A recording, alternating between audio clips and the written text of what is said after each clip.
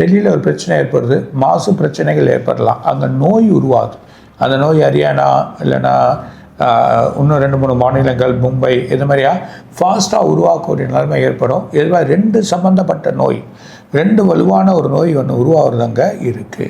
அங்கே சுவாசம் பிரச்சனை வரும், ஆக்சிஜனும் ஒரு பிரச்சனை வர்றதை பார்க்க போகிறோம், எல்லையில் ஒரு குழப்பம் ஏற்படுறதை பார்க்க போகிறோம்.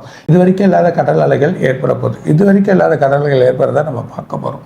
அது இந்த பௌர்ணமி அப்போ வழி நடக்கும். கர்நாடகா இல்லைன்னா அவங்களுக்கு கர்நாடகாவில் மழை வரதுக்கு வாய்ப்பு உண்டு. அதே நேரத்தில் சென்னையிலும் மழைகள் வரதுக்கு வாய்ப்பு உண்டு. தமிழ்நாட்டு எல்லைகள் ஃபுல்லாக வரும், கடலோர பகுதியில் வரும், தென் மாவட்டம் முழுதுமே வரும். அது இல்லாமல் மதுரை, திருச்சி இதில் மிகப்பெரிய மழைகள் ஏற்படுறதுக்கான வாய்ப்புகள் உண்டு. சென்னையில் நைட்டில் பெய்யும். அது இல்லாமல் 2 நாள் தொடர்ந்து வழி வரதுக்கான வாய்ப்பு உண்டு.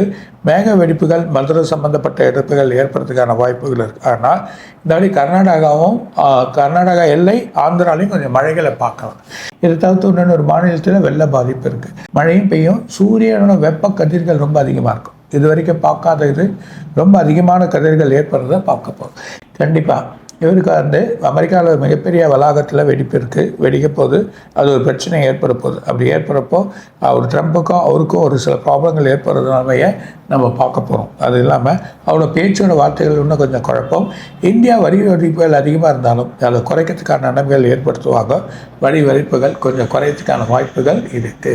ஜிஎஸ்டி